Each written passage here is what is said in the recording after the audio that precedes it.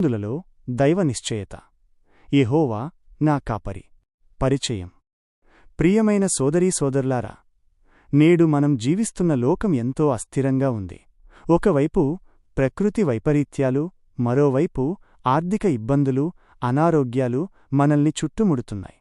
యెహోవా నా కాపరి, నాకు లేమి కలుగదు. దావీదు కీర్తనలు 23:1 అనే వాగ్దానం కేవలం చదవడానికి మాత్రమే కాదు, మన కష్టకాలంలో అనుభవించడానికి ఇవ్వబడింది. 1. ప్రకృతి మరియు సామాజిక ఇబ్బందులలో దేవుని అభయం. నేడు మనం వర్షాలు లేక కరువులను, అకస్మాత్తుగా వచ్చే తుపానులను, భూకంపాలను చూస్తున్నాము.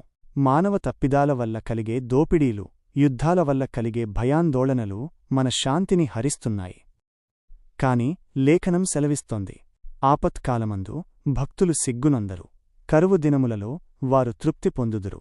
దావీదు కీర్తనలు 37:19.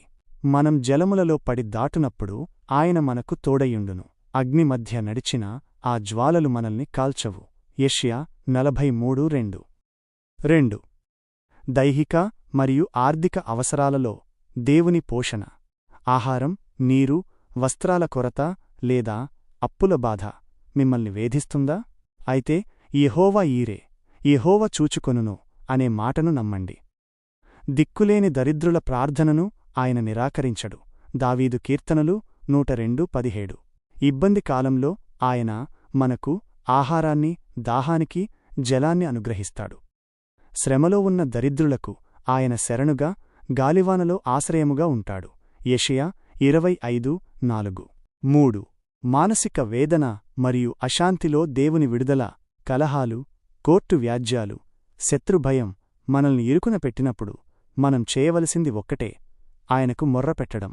ఇరుకునందుండి నేను యెహోవాకు మొర్రపెట్టితిని, విశాలమందు యెహోవా నాకు ఉత్తరమిచ్చెను. దావీదు కీర్తనలు 118:5. దేవుడు మనకు ఆశ్రయమును, దుర్గమునై ఉన్నాడు. ఆయన యుద్ధములను మాన్పువాడు, విల్లు విరుచువాడు. దావీదు కీర్తనలు 46:1 మరియు 9. 4. ప్రస్తుత పరిస్థితులకు అన్వయం మన బాధ్యత.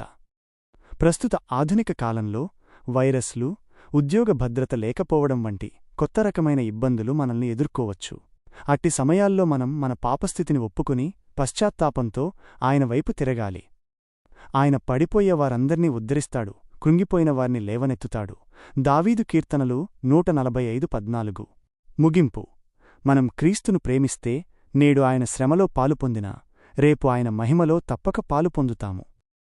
దేవుడు తనను ప్రేమించువారి కొరకు సిద్ధపరచినవి కంటికి కనబడలేదు, చెవికి వినబడలేదు.